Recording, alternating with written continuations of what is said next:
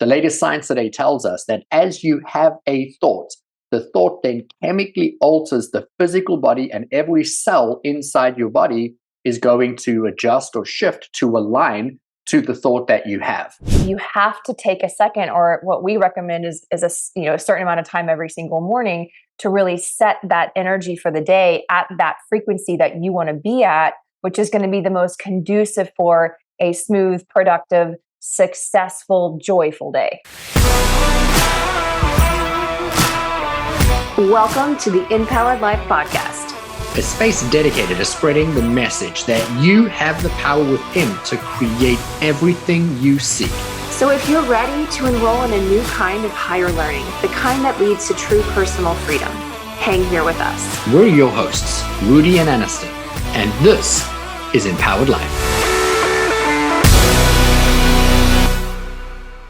Welcome to the Empowered Life Podcast. My name is Rudi Ricksteins, and I'm joined by Anniston. And today we're going to be talking to you about bringing energy into business, or what is the energy that it already resides within your business. This is the third part in what has become an amazing series. And I want to thank all of you for your feedback and for hitting us up on Instagram and sending your comments on how the previous two episodes have impacted you. So if you haven't listened to those, I would urge you to hit pause on this one, go back to episodes and start there. But today we have a really jam-packed, amazing episode for you. We're really following the order or cadence of what does it look like whenever I get brought into a business. And not every company has the ability to be able to push pause, bring somebody from the outside in, and have somebody have a vantage point of what's working or not working inside their business. And every single time I have the honor and the privilege of going into somebody's workspace and supporting them to be able to see what's working, what's not working, and create efficiencies, it's never lost on me. It's such an incredible privilege to be able to do it. But what we want to do is bring the awareness to what am I looking at? What am I doing? What am I bringing into companies that's creating these profound shifts and changes? So that if you're not in a position to bring me into your company, can you do this for yourself? And we're all about empowering you. And this also doesn't apply only to somebody who has their own company, somebody who has team. This also works for you as the individual. And so today's episode is really focusing in on energy. And I talk a tremendous amount about energy inside of a business. And then we always start with what does the energy say of the individual before we start to look at the energy of the organization. I think a good place to start is just with energy itself. And everything in this planet, everything in this universe, when it all, you net it down to its root, it's energy. We live in an energetic universe. Your energy, I'm energy. The things that we can see around us with our physical eyes are actually just vibrating at a certain frequency. Everything that you see is energy. If you haven't started to think about yourself or to build the awareness of the fact that you are energy and everything else around you is energy, then you're going to miss out on quite possibly one of the greatest ways for you to start to impact and to change your life when you can start to impact your energy. When I talk about energy inside of a business, it almost always is met with this look of confusion where people are like, I don't understand. I've brought you in to help me make more money, or I've brought you in to change the culture of my company. And then I always start with, can we agree that every single thing in the universe is comprised of moving atoms? We are molecules and particles, and we're all these moving little bits of energy. And so what controls that energy? And that's what I really want to talk about today. And that is when you can understand that you as an individual, regardless of whether you are working in a company or you own the company, or whether you're a customer walking into a company, this energy is speaking on your behalf at all times. And it speaks on behalf of you as the individual. And then it also speaks, as we will talk about in a few moments, the collective energy of the entire organization. But let's stick with you, the individual, for a moment. As you walk around every single day and you move around your life, you yourself are three parts. You have your mental body, which is the part where all of your thoughts are. Your thoughts produce your feelings. And so your feelings are just chemical interpretations of thoughts that get dumped into the body. And then the body is then altered and changed to match the initial thought. The latest science today tells us that as you have a thought, the thought then chemically alters the physical body, and every cell inside your body is going to adjust or shift to align to the thought that you have. Your physical body is the construct of the majority of the thoughts that you've had. So, for an example, if you just believe Anniston, since I've met her, has always said, "Oh, I'm just super healthy." She'll say things like, "Oh, I have a stomach of steel." And we can all have food poisoning. We've all eaten the same meal, and she'll be fine. And she'll be like, "Oh, well, yeah, guess I kind of feel, no, but I have a stomach of steel. I never get sick." And so her entire body is going to then manipulate itself to fit whatever the belief system is that she has as an individual. Now, most people understand what I've just said. But what few people really understand, and at least few people bring into their conscious awareness every moment of every day, which is what I'm going to support you in today, is in understanding that your thoughts produce feelings, and then your feelings change your body, and your thoughts and your feelings actually impact your energetic body.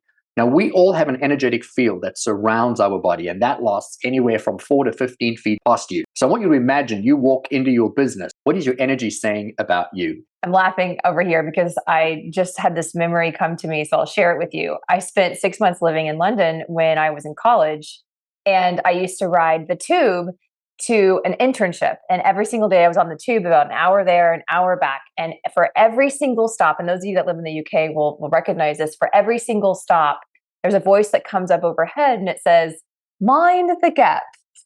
And and after you hear it so long, I can still hear that voice. I've always laughed and thought, I wish that they had a voice overhead that when you left your house every single day, it would say, "Mind your energy," because it would remind you to, like, whoa, wait, look out. Like, what is your energy right now? What is your energy speaking on your behalf right now? And, how is your energy going to impact not only other people, but the quality of your day moving forward? And I think that when you are leaving your house every single day and you're about to go into a situation, especially into work, that you have to take a second, or what we recommend is a certain amount of time every single morning to really set that energy for the day at that frequency that you want to be at, which is going to be the most conducive for a smooth, productive, successful, joyful day. So, the latest research coming out of COVID says that 75% of the human population is suffering chronic stress more than 75% of the time. And if you think about that, that means every single person on the planet is suffering chronic stress every waking moment of their day. Because when you're not stressed, based on that statistic, is when you're sleeping. And what happens when a person goes into a state of stress? They lose the ability to be rational, logical, they lose reason, inspiration, and intuition. All of those functions, which really what makes us incredible human beings. And we no longer have the ability to process those thoughts in our brain because the left brain and the right brain shut down. And when they shut down in a state of stress, they're going into survival mode. They're trying to fight or defend. And so when your brain goes into survival mode, you no longer have that impulse that shoots from the left to the right hand brain, which is where you bring in all those other faculties. And so when a person is in a state of stress, they are now reacting, and their brain is then shooting off these rapid fire movements like a thunder or lightning storm. It's impulses: run, hide, fight, say this, you do that. And you're no longer thinking with logic and reason. Escalated heart rate, you go into a state of panic. And then when your brain goes into that state for long enough, which is only a few minutes, the brain and the body then go out of coherence. The reason I'm talking about this right now and why we've decided to bring this to this episode is it's the very beginning of the conversation that I have when I walk into a business.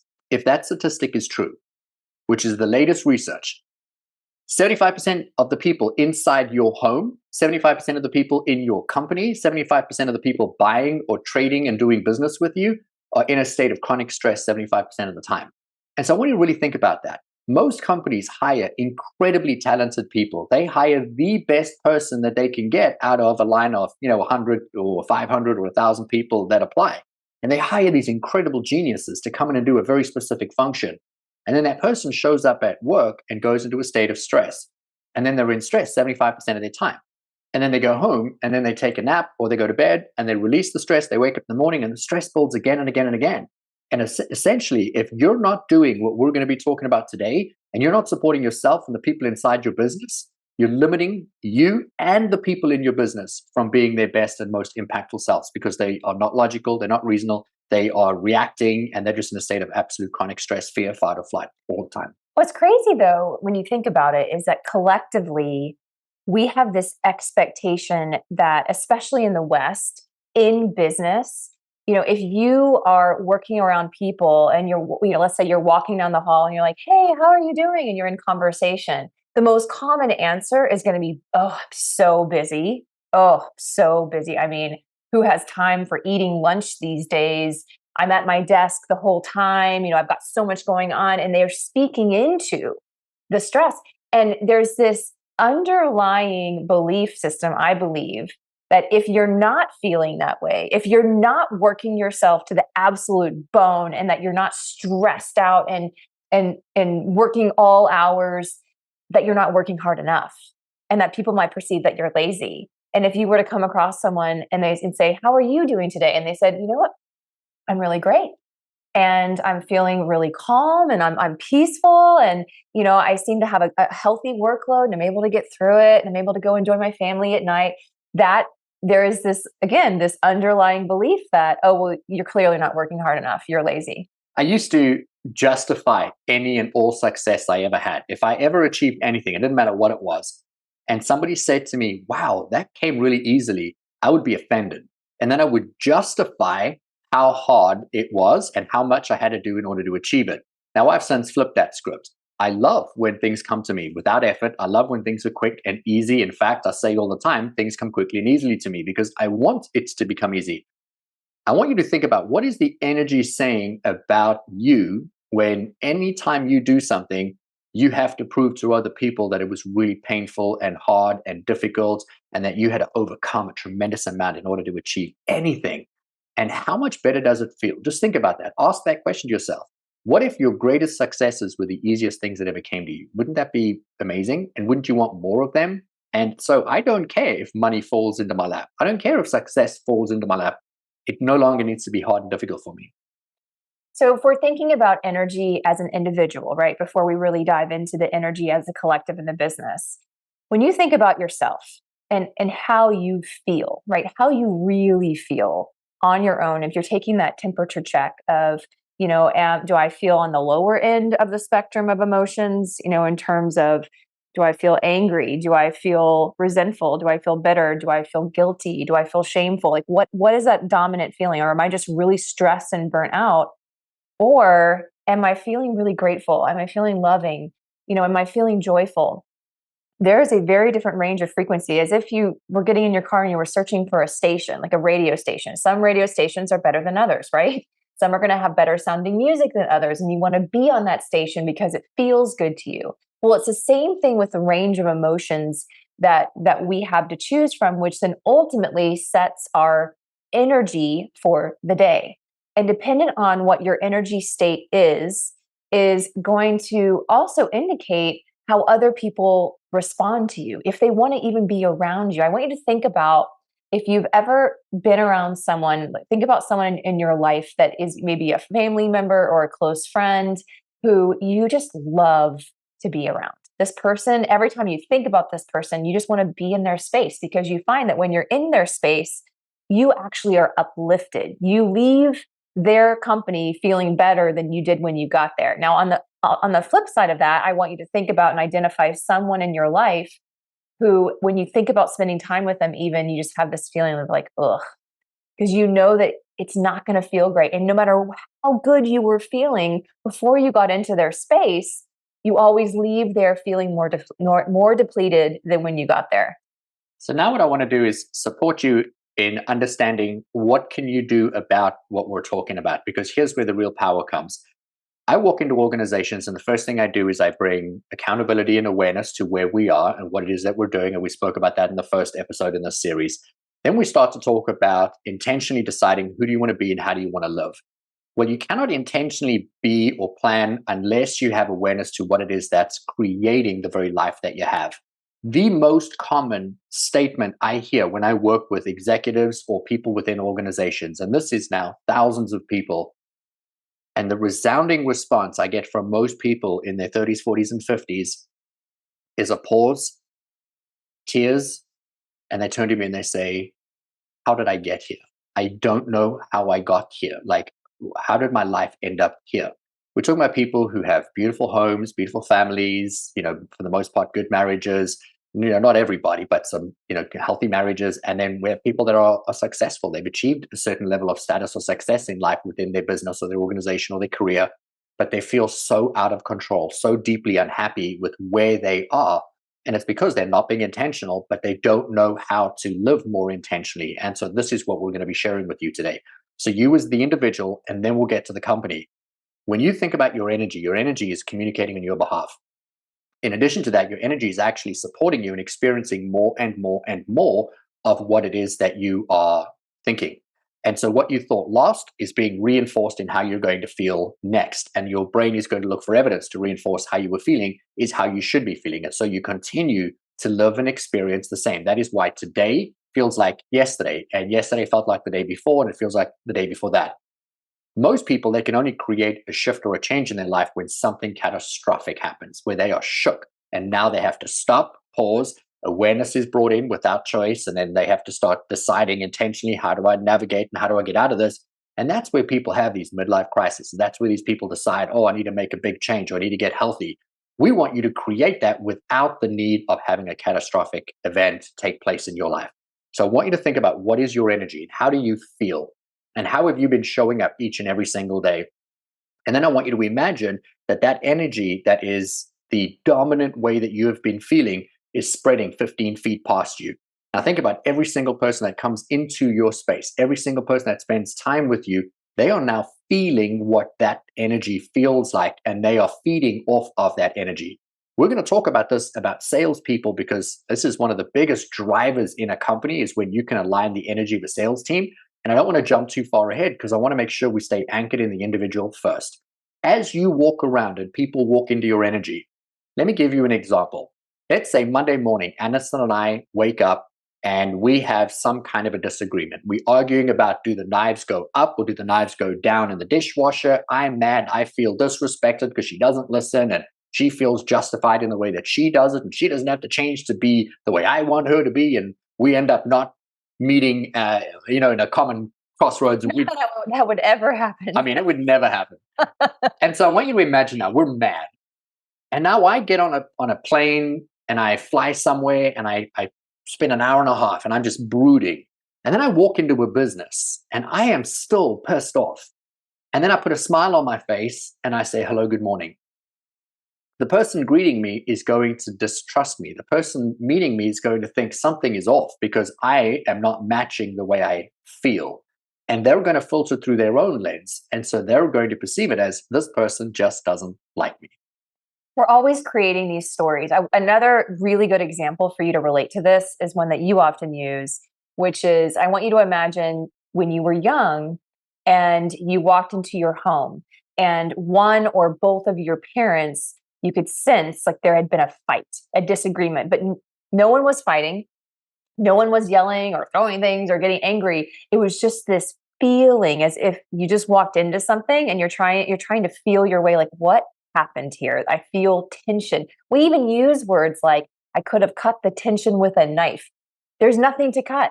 It's all energy. Well, what you were doing is you were feeling in to what is happening. So people are constantly like, we think we can hide what is really going on, but we cannot, because it is completely out there in our energy field for people to tap into.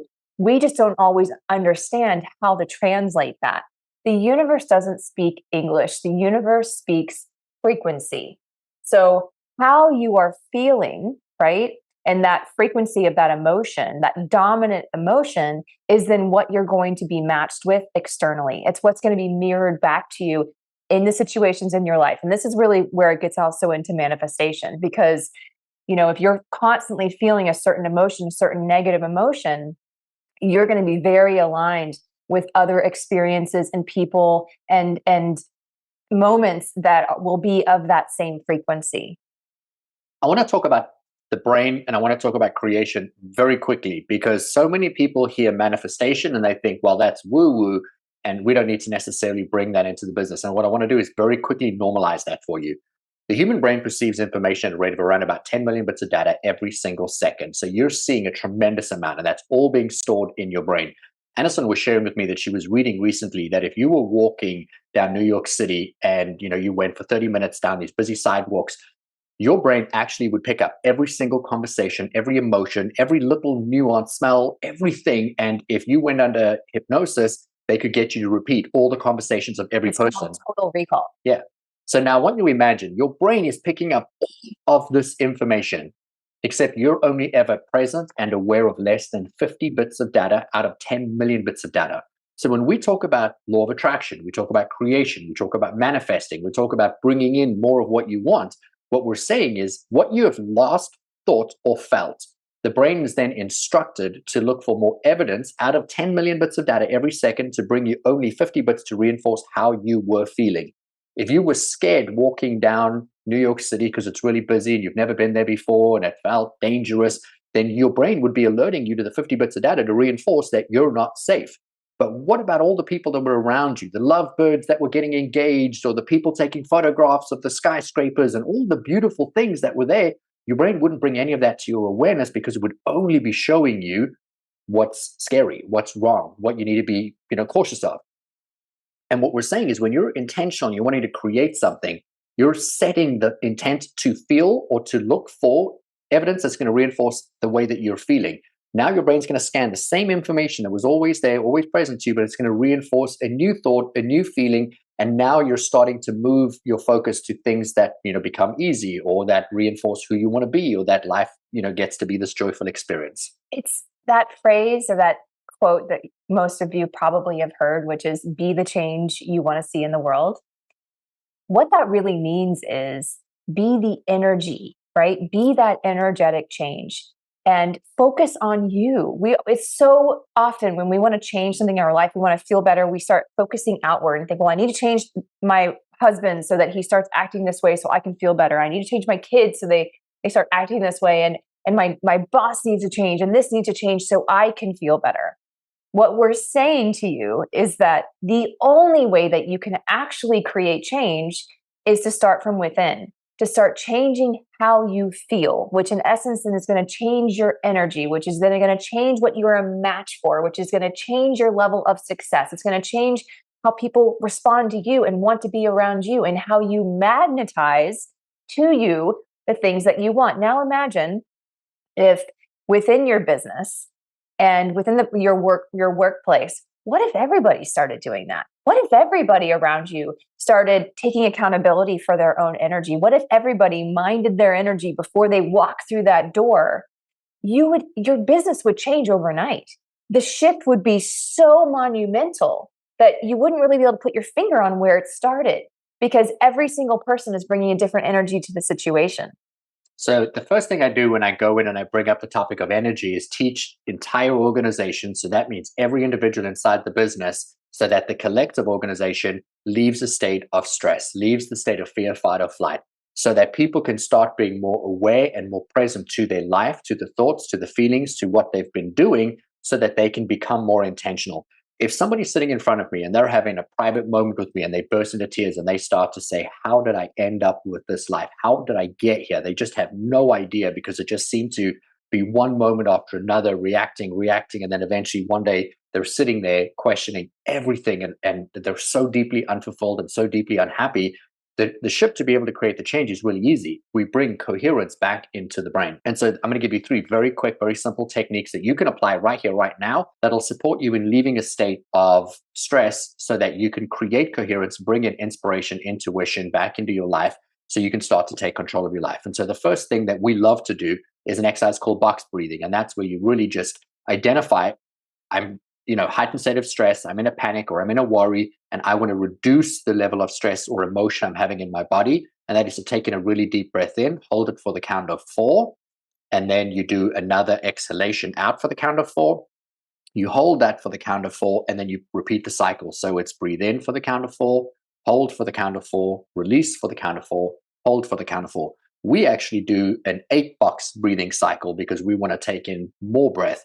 I want to add that and just kind of super power that for a second. As you take in that deep breath, The very moment your lung capacity gets so full that you cannot take any more air in, I want you to take one extra big sip. So you go, and that extra sip is going to significantly reduce more emotion inside your body. It's going to burn out more, and then you're going to release a tremendous amount more stress.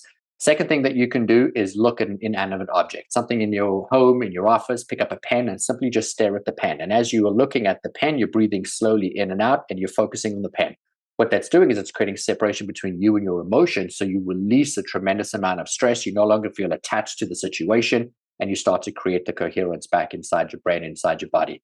Another exercise that you can do, which is really simple, and that is just to squeeze your fingers and imagine you're taking the stress, fear, and anxiety and you're sending it to something. You're sending it out of your body. You're sending it to your fingers, your thumb. You're sending it out of your hand. And again, that is just a physical action of you choosing to no longer be associated or attached to the information. You see, people identify with their emotions. They think that they are their emotions. They identify with the thoughts in their heads because they think they are the thoughts in their head. But what's happening is your brain is simply just repeating and regurgitating information that you've picked up somewhere, somehow. And all you need to do is identify that you are observing the emotion, you're observing the thoughts. You are neither the thought nor the emotion. Being stressed out, burned out, and anxious has become so normalized that we don't even aware we're not even aware of the fact that we don't have the tools to manage them, but we do. And that's what Rudi is trying to teach you right now, are really, really important tools of how you can manage your energy moment by moment. Because what's not realistic is to think, okay, I'm going to meditate in the morning, and then I'm going to leave my house and I am not going to be triggered at all. There's not going to be any moments where I'm going to misperceive a situation, perceive it as stressful, think of it as stressful, start to believing it's stressful, and then start acting like it's stressful. And it's going to happen. It will happen at every single level. And I don't think there's any level of involvement that you'll reach where you won't have opportunities like that. The difference is, are you empowered with the tools of how to manage it yourself, so that you don't feel disempowered and feel stuck to feel that way the rest of your day, which will then become a week, then can become a month, and then become your life and how you experience your life from day to day. And so one of the things that I really like to do in the morning is to, during my priming process, is to pick my frequency for the day. And I do that by feeling, right? It's not enough to just think, well, I want to feel joy today. I want to feel peaceful today.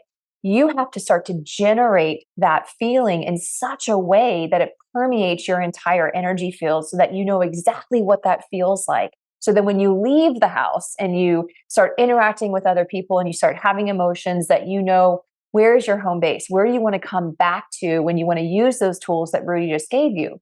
So one idea that came to me in a meditation, I oftentimes get ideas in meditation, was to imagine that every morning in my mind's eye, I get into an elevator, and it's a big skyscraper, right? And I get into an elevator and the doors close, but there are no buttons. There's no numbers showing what floor to go to. In order to go to a floor, I have to feel a feeling. And whatever feeling I'm feeling, it's going to let me off on that floor. And that floor, everything that's on it, all the people, all the situations and experiences are going to be a match for that emotion that I'm feeling. So let me give you an example. Let's say I sit down and I'm still feeling angry about having to scold my kids for not getting up out of bed in time in the morning. And that's the energy I'm bringing into this. Well, the floor that I'm going to be let out on is frustration, right? And then I'm going to move through my day in this energy of frustration, experiencing more frustration. Or I could take a moment and say, oof, I'm on a floor I don't want to be on right now. I'm getting back on the elevator. I'm going to close my eyes for just a few minutes, take some deep breaths, and I'm going to choose the emotion that I want to feel. I want to go to those higher floors, right? I want to go up to love. Gratitude is a really great floor to be on, and it's easy to get to when you practice it enough. And then I'll feel the feeling. I'll imagine things in my mind, or people that I love, or the things that I'm grateful for, until I literally start to feel my heart completely opening and that emotion spreading through every single cell in my body, until I'm like literally vibrating with it. And then I know I'm on the floor I want to be on. So we have a mini course that is on our website. I take you through the entire process of how do you curate your morning, how do you prime for success, how do you prime for the life that you want to live. And then how do you take that and bring it into your everyday, that if you're at 1 o'clock realizing your day's just absolutely fallen apart, that you get back on that elevator and you pick a new floor and you pick a new emotion so you can pick a new experience. And then doing it enough times that you can stack enough evidence of what does it look like to live a life where you're in control and you're getting the experience of what it is that you want. What I want to do now is shift slightly, because if you as an individual are waking up and you're reacting to life, if you're showing up at work and you're in heightened stress, you're no longer creative, you have no inspiration, you don't have logical reason, your left and your right brain have compartmentalized, your brain has got into a state of fear, fight, or flight, panic, erratic thought impulses, your brain and your body are no longer working together, and you're in a pace of distrusting yourself. If you distrust yourself, you can't trust other people. And now we put every other person into the room that feels almost the same way, because 75% of the people are living this way. And now we're expected to, I don't know, achieve this goal, meet that sales quota, motivated team. And how are we ever going to do it if we don't learn how to control ourselves first? Now, when you do this inside of an organization and you bring people just slightly more conscious, slightly more aware, the latest research says 95% of all of our behavior is unconscious, meaning we're in that cycle without even being aware. What we do is support people to become more conscious. You want a company to achieve tremendous results, make them from 5% conscious to 10% conscious, 20% conscious, 50% conscious. What happens in your life, your day, your business? How do people show up? How do they feel? What are the relationships that they build? What's the level of vulnerability that people have? And then what is the experience of everyone coming in and out of your company when you do that? And we want to give you a real tactical, tangible example of when I specifically will go into an organization to do this. And one of my favorites is working with sales teams. So I'll go into a company and support an entire organization. But when I'm supporting the sales team, that's where we get to measure, how does this translate? Because when you see dollars and you see it going into the green, green, green, now you can really, look at a value for the work that we're putting in. I went into an organization, had a look at what was happening, what was the energy of the entire organization. And then I spent time with the sales team and I started asking questions and just getting an idea of what was the overriding energy and the feel of what we were experiencing as a collective group inside that business. And we got people to start taking accountability for how they showed up inside their work function, so that when they went and met somebody, they created an environment that was inviting and engaging. So every time somebody came to speak to them or they went to speak to somebody about their product, that they controlled their thoughts, their feelings. They aligned what they were thinking, what they were feeling, and their energy with the end result of serving the customer. And so what I do is I get sales teams to connect to what would it feel like for you to take what you have and to align with people, only people who need and want what you have, and that this product and you become the solution to something that they want. What would it feel like after you've already sold them your product, you've supported them or you've helped them, and they're now responding to you with thank yous and, oh my gosh, I can't believe you did this and you're just the best. And then we get to celebrate. What does that feel like?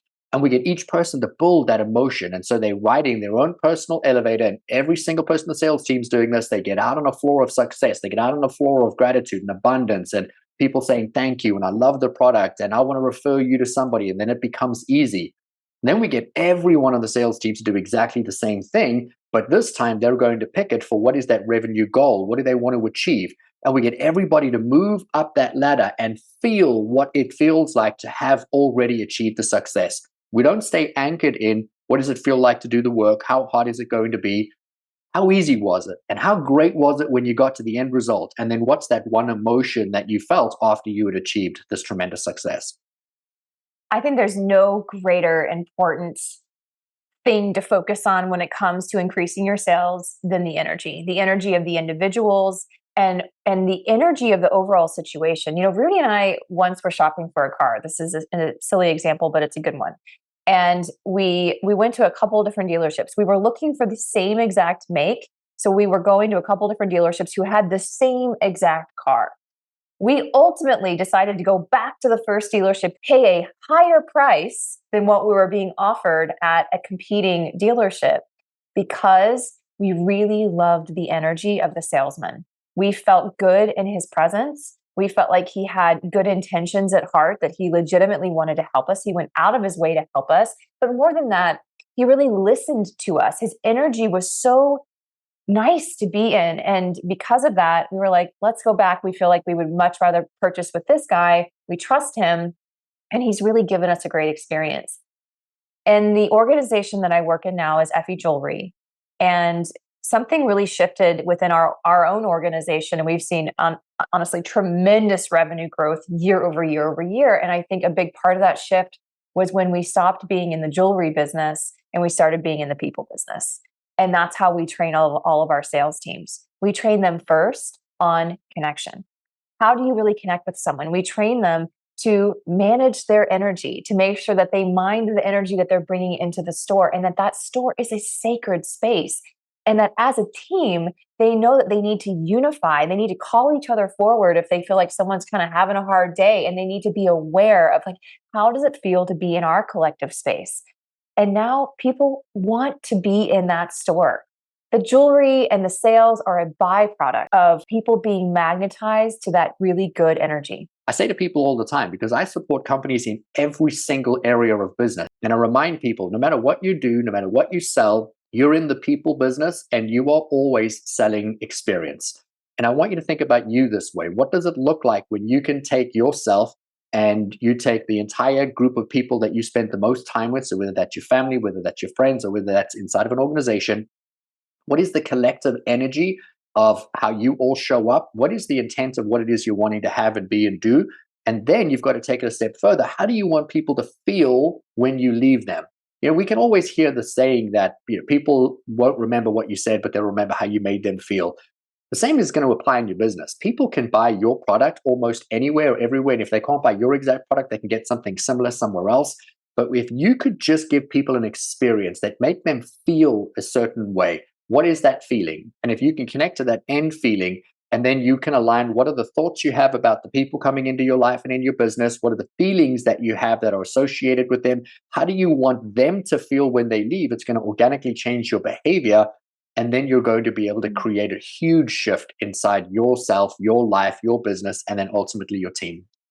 I also think it's really important that we point out that it starts at the top. I don't know if you had a parent, maybe one of your parents over another, who really set the tone in the household when you were a child, or maybe you had a sibling that had a really powerful energy.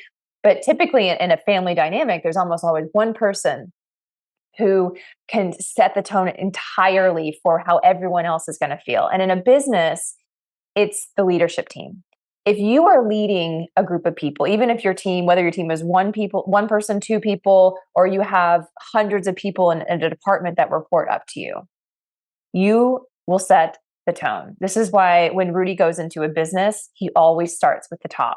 You have to. Because if the leadership team, those people that are responsible for the lives that are reporting up to them and supporting them and encouraging them and demonstrating, if they are not managing their own energy, and what they're demonstrating is stressed out, burned out, anxious, not thinking straight, being erratic, then that is what is being demonstrated for all the team members that report up to them. But when your leadership team starts to shift and they start doing the work, they are giving permission to every single person that reports up to them to do the same. When you are a leader in an organization, or you are the head of a household, you will find how you think, how you feel, and what your energy says is going to impact the people that are going to be around you. And it draws more and more people that think and feel the same way as you. One of the things that I do when I go to a business, and I spend entire days and I do an immersion where I go into somebody's company and I spend an entire day with them. And at the end of that day of just walking around, feeling the energy of the space, literally feeling the energy of the space, I can tell you what's working and what's not working in their business. And if we just change this or this, and they're usually really small and simple things, that they will then remove the boulders that are blocking them from the success that they're wanting to achieve. And it becomes a really easy flow. But people discredit that they feel a certain way, and well, maybe it's just them and the other people don't. But I'm going to tell you now, how you as the leader feel, that's how your people are feeling. What you're doing, they're mimicking. And we have to be able to take control of what that is. We've given you today just a vantage point, just a way for you to start pausing and asking the question, what is my energy saying about me? What am I doing to curate and craft an energy that is going to align me with the goals or the visions that I want? What is the energy of my business or my department or the people that I spend the most time with? And if I could, and I love this because you can, what could you create the change in, and what would you want to be able to stack the evidence for? This is an opening dialogue. You want to make any change, you want to start to feel, you need to start to feel differently. And it all starts with you. So if you're waiting for somebody else to do it for you, you could be waiting a lifetime. It is time for you to know yourself so well and become so self-aware that you know what your energy is in any given moment. You can feel when it's shifted. And then even better than that, you have the tools to know how to shift it to where you want it to go. We hope that you have enjoyed this episode as much as we've enjoyed recording this episode. I know that this has been a long time coming for us. And I'm going to go and ask you to please rate, review, and subscribe to our podcast. And if you have got any information on this podcast today that shifted your way of being, something that you liked, something you want to know more about, we would love to hear from you. Every single rating, every single review helps us grow our audience, helps us spread our message, and helps other people gain and get benefits. We want to hear, what are you gaining? What are the benefits that you're getting? And how can we best serve and support you? Even if you've got a topic that you want us to cover, we'd love to hear from you. From Rudi and Anniston, we love you. Thank you so much, and have an amazing rest of your day.